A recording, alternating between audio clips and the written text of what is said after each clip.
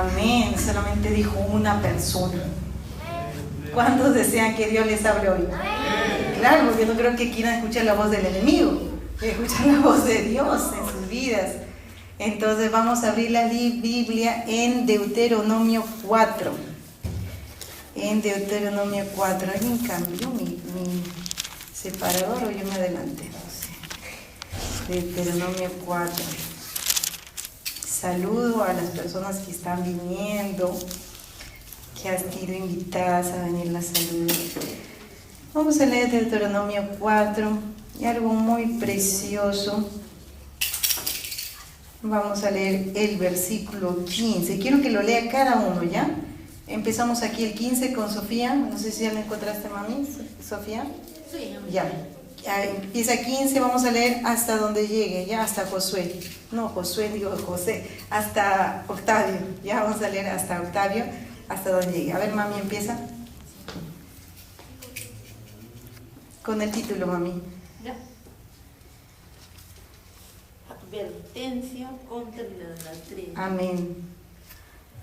Guardar pues mucho vuestras almas, pues ninguna figura visteis el día que Jehová habló con vosotros de un medio del fuego, para que no os corrompáis y hagáis para vosotros escultura, imagen de figura alguna, efigie el varón o hembra. Amén, muy bien. Ahora sí tomamos asiento, Sofía, dejamos al hermano participar. Figura de animal alguno que está en la tierra, figura de ave alguna alada que vuele por el aire. Amén. Figura de ningún animal que se arrastre sobre la tierra, figura de pez alguno que haya en el agua debajo de la tierra. Continuamos, Sandrito, por favor.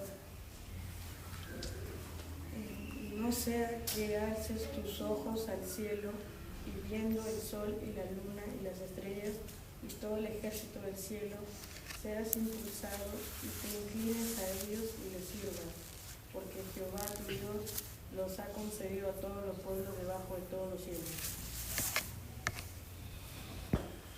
Pero a vosotros Jehová os tomó y os ha sacado del horno de hierro de Egipto para que seáis el pueblo de su heredad como en este día.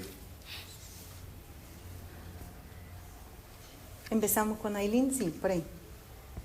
Y Jehová se enojó contra mí por causa de vosotros y juró que yo no pasaría el Jordán ni entraría en la buena tierra que Jehová tu Dios te da por heredad. Así que yo voy a morir en esta tierra y no pasaré el Jordán, mas vosotros pasaréis y poseeréis aquella buena tierra. ¿Quién continúa? Guardaos, no os olvidéis el pacto de Jehová vuestro Dios, que Él estableció con vosotros, y no hagáis escultura o imagen de ninguna cosa que Jehová tu Dios te ha prohibido. Porque Jehová tu Dios es fuego consumidor, Dios celoso. Cuando hayáis engendrado hijos y nietos y hayáis envejecido en la tierra, si os corrompéis e hiciereis escultura o imagen de cualquier cosa, e hiciereis lo malo ante los ojos de Jehová vuestro Dios, para enojarlo. Yo pongo hoy por testigos al cielo y a la tierra, que pronto pereceréis totalmente de la tierra hacia la cual pasáis el Jordán para tomar posesión de ella. No estaréis en ellos largos días sin que seáis destruidos. Continúe, si no puede leer, continúe la otra persona.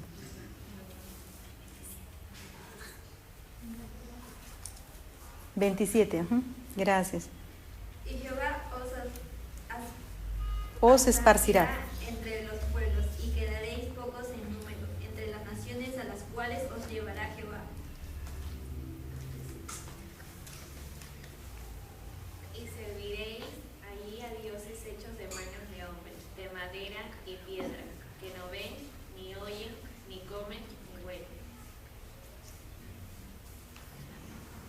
Vamos si desde allí buscares a Jehová tu Dios, lo hallarás, si lo buscares de todo tu corazón y de toda tu alma. Cuando estuvieres en angustia y te alcancen todas estas cosas, si en los postreros días te volvieres a Jehová tu Dios y oyeres su voz. 31 también, hermanito. Porque Dios misericordioso es Jehová tu Dios, que no te dejará ni te destruirá, ni se olvidará del pacto que les juró a tus padres. Guarda esa palabra, hermano Octavio, para usted. 30 y 31. Qué hermoso. Qué hermoso. Gracias. Tome asiento, hermano. Qué hermoso. Y miren, todo lo que habla aquí, advertencia contra idolatría, es el camino del pueblo de Dios para tomar posesión de la tierra prometida. No fue fácil para ellos entrar en la tierra prometida. Cualquiera puede pensar, el pueblo de Israel lo tuvo fácil porque la presencia de Dios se movía en la columna de fuego, ¿no? En la nube, la columna de nube. No fue fácil. Hubieron cosas que Dios les demandó y es similar a nosotros en nuestro caminar en esta tierra para llegar al reino de los cielos. Es lo mismo, es la comparación perfecta. Dios hace un paralelo en su palabra. ¿Por qué, hermanos? Muchos de ellos murieron y no entraron a la tierra prometida, y pocos son los que llegaron a disfrutar de ese lugar, de esa tierra que fluye leche y miel. Igual somos nosotros. No todos vamos a entrar al reino del cielo. Qué bonito sería que toda la humanidad vaya al reino del cielo. Pero ¿es así o no es así, hermana Mari? ¿Todos vamos a ir? No todos vamos a ir. Incluso de los que están congregando, no todos van a ir. Ese es un poco más chocante, porque cualquiera piensa y dice, no, el que está en la iglesia se va con el Señor. Pero ¿será así, Gonzalo? No todo el que está en la iglesia se va con el Señor. Entonces es para mí un tiempo de reflexionar, de meditar. Si Dios le demandó con celo a su pueblo para darle un lugar fijo, Valerie, fijo yo me refiero a un lugar terrenal, ¿cuánto le demandó Dios? Que ellos guardaran sus leyes y sus estatutos para darles una tierra, una porción de tierra. ¿Tú crees que Dios no nos va a demandar más para ir a su presencia? ¿Valerie? Claro que sí, no hay que pensarlo mucho. Dios nos va a demandar mucho más para entrar al reino del cielo, porque hay un evangelio muy suave, que todos van a ir al reino del cielo. Eso no es verdad. Si a Moisés no le permitió entrar en esa porción de tierra, Lucas, no le permitió entrar a Moisés ahí, ¿tú crees que Dios va a permitir entrar a alguien al reino de los cielos que no lo ama, que no guarda su palabra, José? No. Dios fue muy estricto con Moisés, pero así de estricto también Dios lo va a hacer con nosotros. También, aún para darnos un lugar eterno, porque eso era algo efímero. Que Moisés viera la tierra prometida y viviera ahí con el pueblo, era algo, vamos a decir, irrelevante con ir a la presencia de Dios, que es algo más trascendental. Pero ¿cómo fue el Señor? Muy cuidadoso con los que iban a heredar la tierra prometida. Entonces, ¿no será cuidadoso con aquellos que van a ir al reino de los cielos, al lugar de descanso eterno? Claro que sí. Que nadie les engañe, Sofía. Que nadie te diga, Irene, tú vas a ir directo al paraíso. No. Hay que nosotros ser cuidadosos. ¿Cómo está nuestro corazón para poder ir al reino de los cielos? Un día puede estar bien, ¿no, José? Otro día puede estar mal. ¿Y qué pasa? Que en ese mal venga el Señor. ¿Te vas o te quedas? Nos quedamos, hermano. Pero hermana, por ese día que estuvo mal, sí. Por eso que el verdadero creyente siempre tiene que estar escudriñándose. Siempre tiene que estar meditando. ¿Qué hay en mi corazón? ¿Qué estoy haciendo? ¿Cómo estoy viviendo la palabra? Día a día. Porque si no lo hago, si espero hasta el domingo, o vamos a decir, vivo toda la semana haciendo lo que mi carne anhela, y me espero hasta el domingo para arrepentirme, ¿qué tal si no llegue ese domingo? ¿Qué tal si el sábado viene el Señor? No te vas con el Señor, porque esperaste el domingo para arrepentirte. Por eso el arrepentimiento es continuo. Cuando ves que algo estás haciendo mal, en ese momento tienes que pedir perdón al Señor. En ese momento tienes que humillarte y reconocer lo que estás haciendo mal. Por eso no es algo ligero practicar el pecado, justamente por eso es la palabra, practicar el pecado. Lo haces uno, lo haces dos, lo haces tres, esa es la práctica del pecado. Pero el creyente, ¿qué tiene que hacer? Si comete pecado, en ese momento tiene que humillarse y arrepentirse, en ese momento, no dejar pasar. No, esto es algo ligero, y pasa un día y nuevamente puede volver a caer, porque no le dio lugar al Espíritu Santo. Porque el Espíritu Santo tiene esa función en la vida del creyente, de traerte a ti la convicción de lo que estás haciendo no está bien. Por eso cuando nosotros leemos la palabra de Dios tenemos que entender que aquí dice advertencia contra la idolatría. Pero en ese tiempo la idolatría era más, vamos a decirlo, más básico, porque era una imagen, una figura. Pero ahora, ¿cuáles son, vamos a decir, ilustraciones de idolatría? A ver, cada uno vaya pensando en su mente y yo le voy a preguntar. Hoy día, ¿cuál es la idolatría del mundo? Porque en ese tiempo era básico, era un cuadro, una estatua, una imagen, un animal. Pero en este tiempo, ¿cuál es la idolatría? Porque no ha cambiado, el pecado de idolatría sigue estando presente, no ha cambiado. No es porque no tenemos imágenes, estatuas, nosotros no practicamos la idolatría, no, Cuidado, porque sí hay idolatría en el corazón. Yo quiero que ustedes mismos traten de hallar cuál sería la idolatría. A ver, ¿quién ya lo detectó? Y me puede decir un ejemplo, hermana, de idolatría sería este. A ver. No es muy difícil. A ver. ¿No? A ver, hermano Sadi, hermano. Muy bien, la hermana Mari Maoni con el ejemplo agarra el celular.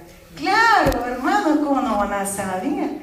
Claro, ahora la idolatría es al celular. ¿Es cierto o no es cierto? Yo sé que ustedes no tienen celular, los que están en la segunda fila no tienen celular. No tienen celular. ¿O sí tienen celular? Sí tienen celular. ¿Y tú tienes celular propio o que te presta tu mamá, tu papá celular? ¿Propio? Ah, ya, bueno. Entonces, peor para el que tiene celular propio, porque mayor es la tentación. Tenía. Ya. Escuchen, a ver, presten atención. Gracias, Leo. Presten atención. El celular realmente se ha vuelto una causa para que nosotros, vamos a decir, nos desenfoquemos de las cosas que son importantes. A menos que tú utilices el celular solo para tu trabajo y solo para tu estudio, pero es bastante difícil porque es mucho lo que se ofrece en el celular. Son muchas las cosas que se presentan y por ahí tu mente se distrae con noticias, con series, programas, vamos a decir, de cosas buenas, útiles pueden ser, pero eso también te absorbe tiempo. Entonces el celular es algo que es una fuente de idolatría para nosotros. ¿Qué más? Otra cosa aparte del celular. Computadora. Claro, muy bien, Leo. La computadora. Electrónicos, ya, pero ¿qué hacer en la computadora? Porque si tú haces tu trabajo, tu tarea, no estarías mal. ¿Qué haces en la computadora que puede ser para ti idolatría, Leo? ¿Cómo? Juegos, los videojuegos, ya. Muy bien, Leo. Otro ejemplo que nada ya más sea electrónico, ya el celular, la computadora, me vas a decir laptop, vas a decir tablet. Tarjeta de crédito. A ver cómo sería enfocada, porque el amor al dinero, ese es muy bien, Leo, el amor al dinero, mucho trabajo. ¿Por qué la gente trabaja mucho? A ver, Daisy, ¿sí? Porque... A ver, Daisy. Darle más tiempo a mi hobby. Gloria a Dios, a un pasatiempo que tienes. Por ejemplo, Daisy, ¿cuál es tu pasatiempo? Revélanos. La pintura. Ya sabía yo. Muy bien, sí. Darle, vamos a decir, más tiempo a tu pasatiempo. Mira, ¿qué es la palabra? Darle mucho tiempo a tu pasatiempo. Por ejemplo, a Daisy le gusta la pintura. Que todo el día Daisy se levante, no tengo tareas, mi mamá no me ha dicho que haga nada en casa. Agarro y empiezo a pintar desde la mañana hasta la medianoche y luego me voy a dormir. ¿Estarías mal, Daisy, sí o no? Claro, porque no oré, no leí mi Biblia, no adoré, no tuve ningún tiempo para con Dios. Muy bien, Daisy. Pero estábamos hablando también de algo muy hermoso que está hablando Leao también relacionado al tema económico. ¿Por qué la gente trabaja mucho? No hay que pensar tanto. A ver, Lucas, ¿por qué la gente trabaja mucho? Por el amor al dinero, ¿no? La ambición que hay en su corazón. Y aún padres y madres, ¿ah? Porque he escuchado personas que tienen sus hijitos en casa y no atienden a sus hijos porque están trabajando. Tanto el padre como la madre. Pero aquí, hermanitos, a ver, aquí el papá y la mamá trabajan. A ver, ahí solamente el papá y la mamá, ¿no? ¿Qué harías, Leo, si tu mamá se pone a trabajar y te deja solo en casa? ¿Qué harías? Se sonríe. Creo que sí estaría pensando en algo bueno, ¿no, Leo? Ya. A ver, miren lo que han leído ustedes. Dice, el versículo 15 dice: guardad pues mucho vuestras almas. Miren, y estamos hablando de la idolatría, lo que hemos señalado. ¿Por qué el Señor habla de la idolatría? Incluso en Apocalipsis también habla de la idolatría. Porque eso... ¿Israel tenía muchos ídolos? Vamos a llegar ahí. ¿Saben por qué Dios habla y hace énfasis de la idolatría? Porque eso es lo que te aleja de Dios. Hermana, las drogas también es una fuente de idolatría, sí. El cigarro, el alcohol, todo lo que te separa de Dios es tu ídolo. Todo lo que será estudio también o trabajo, todo lo que te separa de Dios es tu ídolo. El amor al mundo es un ídolo. Por eso que Dios habla fuertemente contra la idolatría. Dios ataca la idolatría porque eso es lo que le roba tu atención, tu amor con Dios. Por eso dice, guardad pues mucho. Miren cómo está escrita la palabra. Mucho vuestras almas, porque ninguna figura visteis el día que Jehová habló con vosotros en medio del fuego, para que no os corrompáis y hagáis para vosotros escultura, imagen de figura alguna, efigie de varón y hembra. Aquí está hablando de un artículo, de un objeto, ¿correcto? Pero hoy en día ya estamos viendo que hay otras fuentes de idolatría para nosotros. El celular, la computadora, el amor al dinero, un pasatiempo, un estudio, un trabajo. Hasta, hermana, puede ser un sueño, un anhelo, una meta que yo tenga, sí, si te abocas totalmente a ello y no piensas en Dios. Todo lo que haga que tú no tengas un pensamiento para con Dios y te aboques a ello, es un ídolo.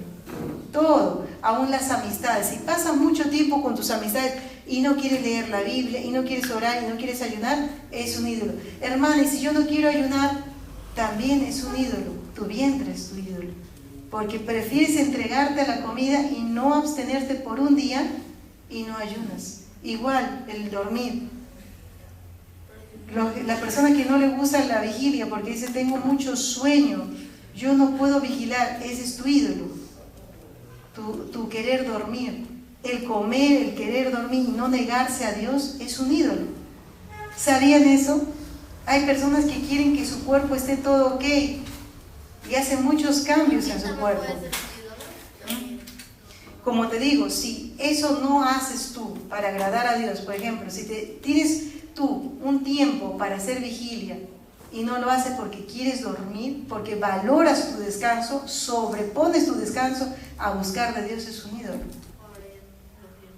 Por eso que la pastora dice, prográmense. Claro, de repente no puedes todos los viernes, pero al menos miren, yo les digo, al menos como para hacer morir tu carne, deberías programarte un viernes al mes, al menos. Pero si aún así no lo haces, estamos hablando de que tú estás idolatrando tu cuerpo, porque tú estás prefiriendo tu descanso, no negarte a dejar un momento por amor a Dios, el dormir. No sé si me dejo entender, ¿sí? Me estoy dejando igual con los alimentos, igual con el tema del descanso. Y aún los que son adolescentes deberían estar en la vigilia. ¿Por qué? ¿El sábado hay clase, Lucas? ¿El sábado hay clase? Sí tienes clase. ¿Tú, Sandro? No, a Sandro yo lo he visto en la vigilia. No puedo hablar ni de Sandro ni de Matías, yo lo veo en la vigilia. A ver, Valerie, ¿tú tienes? Ah, no, Valerie también le he visto, Aileen también le he visto. Aquí no. Gonzalo, ¿tú tienes clase los sábados? Ya. Los que tienen la clase los sábados están exonerados. Pero aquel que no tiene algo que hacer el sábado debería hacer vigilia. Y he visto personas que aún teniendo cosas que hacer el sábado hacen vigilia y se quedan hasta las 3 de la mañana y luego se van a descansar 4 horas. Y ese es un esfuerzo que lo hacen para Dios. Para buscar de Dios, no para Dios, sino para buscar de Dios, para tener una comunión con Dios. Porque al final, ¿en qué te aporta la vigilia de Dios? ¿En qué te aporta la vigilia? ¿O es una pérdida de tiempo? Sé sincero, hermano. Una vez que tengo que buscar de madrugada, y es muchas veces ahí la Biblia habla que Dios ha mostrado a la vida de sus siervos. ¿Por qué? ¿Por qué dices que es importante la vigilia? Bueno, la Biblia nos narra que han sucedido eventos sobrenaturales en la madrugada, ¿no?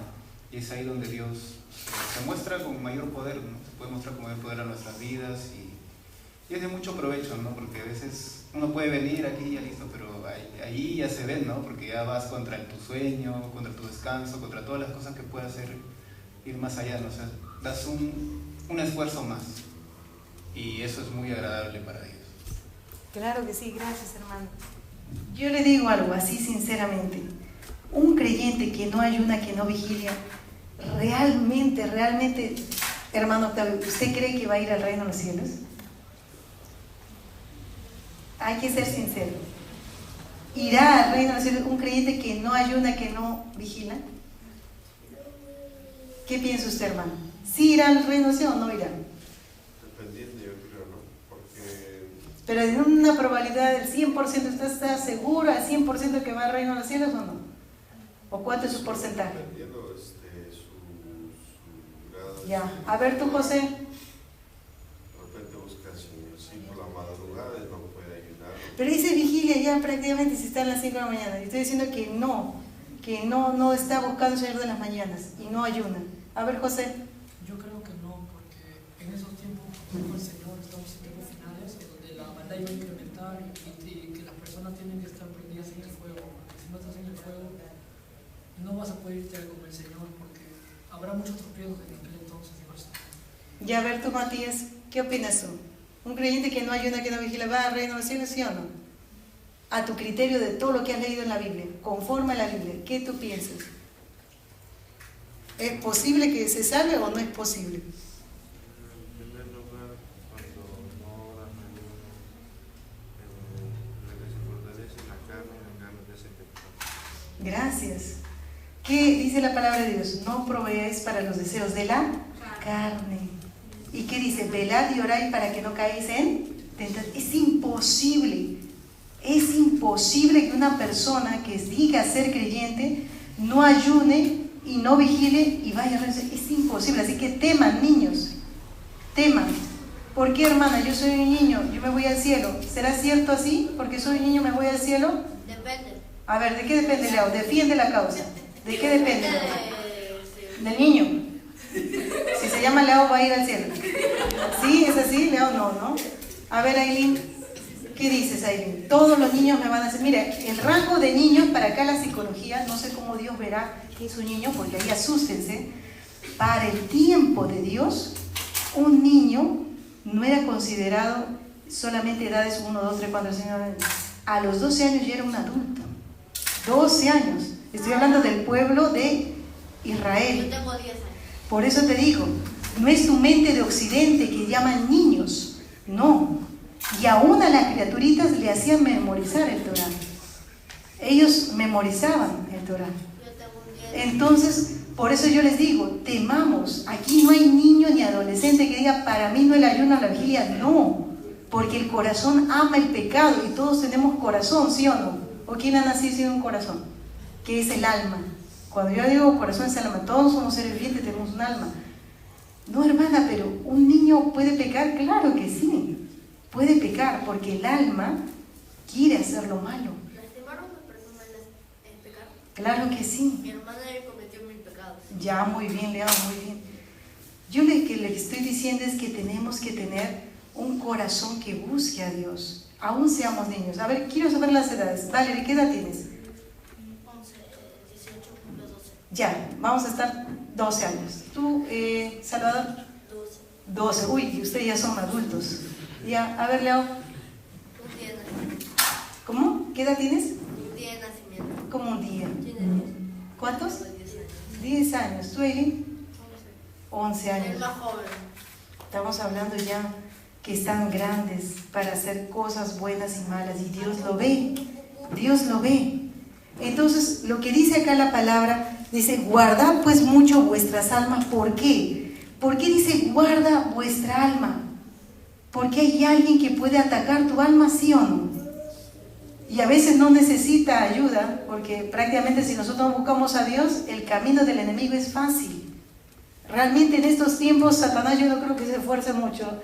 Realmente yo les soy sincero, ¿por qué? Porque la gente no busca a Dios. No busca a Dios como debería ser. Por eso es que es tan fácil pecar. Por eso es tan fácil fallarle a Dios. Porque el que busca a Dios, el pecado lo evita. El que busca a Dios rechaza lo malo. Por eso que el hermano G. Ávila tenía gran razón, que la persona que cae, una persona, un creyente que vuelve al mundo, no es porque simplemente quiso en su corazón apartarse, es porque ya fue poco a poco abriendo puertas a prácticas de pecado. No es algo que va a acontecer de la noche a la mañana. Entonces, hermana, ¿qué es lo que yo tengo que hacer? Buscar día a día de Dios. Orar, leer la Biblia, ayunar, vigilar, para que mi corazón se acerque, se conecte más a Dios, para evitar, rechazar el pecado. Nosotros como creyentes realmente no debemos luchar con el pecado, porque el creyente debería alejarse del pecado. ¿Quién lucha con el pecado? Aquel que está en la carne, tiene una lucha. Pero si tú estás realmente buscando de Dios, tú vas a evitar el pecado. Tú vas a aborrecer. ¿Quién quiere aquí aborrecer el pecado? Es que eso es lo que nosotros debemos hacer, aborrecer el pecado. No que, hermana, yo quiero pecar, pero me prohíbe la palabra. Eso no es algo bueno, porque ahí estamos hablando de un corazón que ama lo malo. Nosotros tenemos que buscar que nuestro corazón aborrezca lo malo, que te cause abominación, que te cause rechazo. Así como la mayoría diría no, a la droga dile no, ¿no? Salió un lema, ¿no? Al pecado dile no. Ese debería ser el lema del creyente. Al pecado dile no. Cada vez que acontezca algo en tu vida que tú fácilmente puedas decir no. Eso es lo que Dios quiere con nosotros. Y aquí vamos a seguir leyendo, dice, a mí acá en la 16, cuando dice, para que no corrompáis, no os corrompáis, miren cómo Dios ve cuando uno cae en idolatría, cuando uno no le da el lugar que Dios quiere. Dice que tú te corrompes, que tu alma se corrompe, para que no os corrompáis, dice. La 17 dice, no, ya leímos, la 17. Figura de animal alguno que está en la tierra, figura de ave alguna alada que vuele por el aire, figura de ningún animal que se arrastre sobre la tierra, figura de pez alguno que hay en el agua debajo de la tierra. No sea que alces tus ojos al cielo y viendo el sol y la luna y las estrellas y todo el ejército del cielo seas impulsado y te inclines a ellos y les sirvas, porque Jehová tu Dios los ha concedido a todos los pueblos debajo de todos los cielos. Pero a vosotros Jehová os tomó, esa es la palabra para nosotros, pero a vosotros Jehová os tomó y os ha sacado del horno de hierro de Egipto, para que seáis el pueblo de su heredad como en este día. Qué maravilloso es cuando Dios habla así, que Dios te ha sacado, te ha tomado, porque en lugar de Sandro estar acá, pudo haber estado otro niño. En lugar de Lucas haber estado acá, pudo haber estado otro jovencito, igual de Aileen, de cada uno de nosotros. Pero, ¿qué hizo que Dios posicionara aquí a Sandro, a Lucas, a mi persona o a ti? ¿Qué hizo eso? ¿Por qué es que tú hallaste gracia para estar sentado aquí? Salvador, Daisy, Dayana, Marifé, José, Octavio. ¿Qué pasó para que tú hallaras misericordia de Dios y pudieras estar sentado aquí? En pandemia mucha gente buscó a Dios de corazón. ¿Por qué? Porque tuvo temor de morir. Porque sabía que no estaba bien, que si moría, ¿a dónde iban? Al infierno. Porque sabían que estaban viviendo en pecado. ¿Cuánta gente quiso convertirse en pandemia? ¿Cuánta gente quiso que alguien le orara y que le hiciera recibir al Señor? Muchas personas por ese temor. Pero yo no veo algo bueno, porque aún el temor los volvió a buscar de Dios. Pero también hubo personas que se dedicaron a seguir haciendo sus maldades, claro, ¿no? Pero miren cuál es la necesidad del corazón del hombre: ser salvo, la necesidad del alma nuestra, querer estar en comunión con Dios. porque tenemos algo de Dios, tenemos la naturaleza de Dios en nosotros. Dios nos ha dado ese soplo de vida. Por eso que no esperemos que haya vamos a decir, una pandemia, un acontecimiento que te haga que tú te caigas en temor y busques a Dios. No, hagámoslo desde ya. Estemos preparados para que si algo acontezca, tú seas a quien llame. Sofía, por favor, ora por mí. Sofía, por favor, guíame al Señor. No seas tú quien corra por otro, sino que sea a ti a quien se te busque. Derian, en el trabajo, Derian, por favor, mira, tengo este problema, que se acerquen sus compañeros y le puedan decir, ¿qué consejo me das? Porque hay un testimonio. No sé, Lucas, ¿tú te has puesto a pensar, o de repente un compañero se te ha acercado para que tú le des un consejo en las cosas de Dios? Eso es algo bueno. Quiere decir que estamos siendo luz, estamos teniendo testimonio. Pero si nadie te busca, nadie piensa en ti, nadie cree que tú eres un creyente, hay que ponernos a meditar. Igual a Aileen, Leao, Salvador, cada uno de ustedes. Tenemos que buscar ser testimonio. Eso es lo que tenemos que hacer.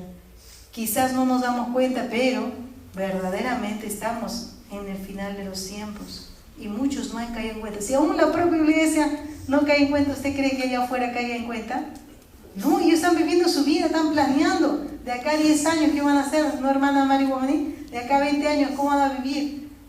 Pero realmente no creo que tengamos tanto tiempo, hermanos. No creo que tengamos tanto tiempo. Así que busquemos afirmarnos más en el Señor y aún hablar a otros para que vengan, para que se arrepientan, porque pronto llegará el día en que la trompeta sonará y pronto iremos con el Señor, pronto seremos arrebatados y no veremos más a nuestros seres queridos, aquellos que de repente no entendían, no escuchaban la palabra. Este es el tiempo para que tú digas, Señor, ayúdame a yo realmente hacer tu obra. Porque ¿qué hace el enemigo? ¿Por qué tanto distrae al pueblo de Dios el enemigo? ¿Cuál es el propósito del enemigo? De que nos vayamos al infierno. Gloria a Dios. ¿Y otro propósito que tiene el enemigo? Que suframos.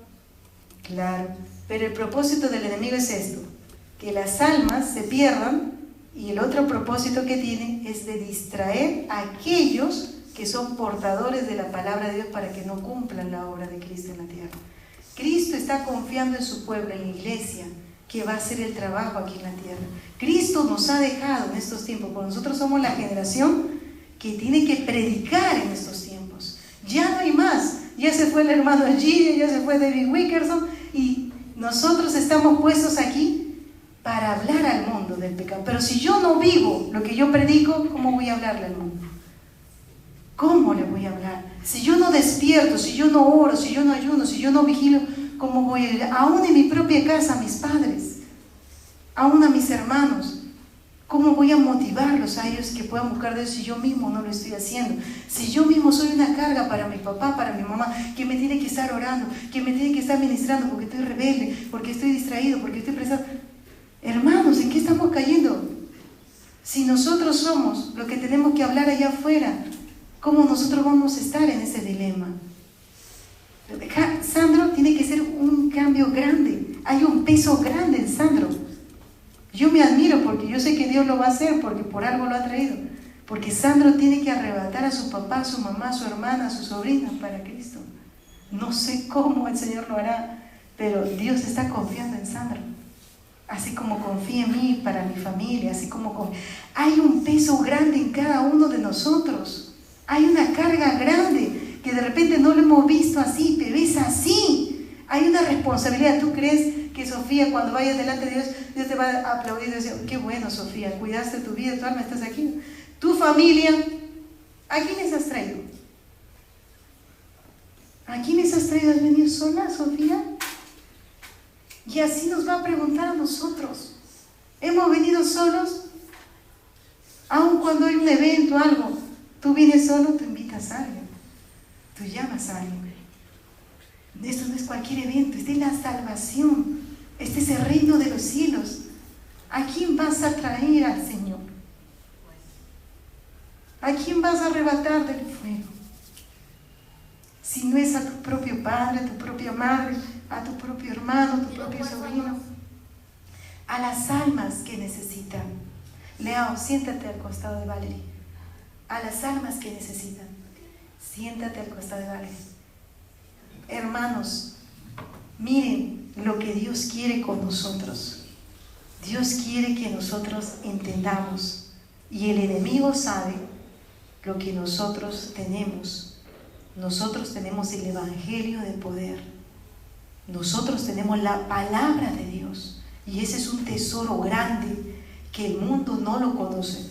La gente te ve con Biblia, y la gente aún solamente viéndote con Biblia tiene un cierto respeto, porque sabe que tú te estás esforzando, porque no cualquiera porta una Biblia, porque a ellos les gustaría bien poder llevar una Biblia, pero ellos saben la condición que están, que aún no lo pueden cargar,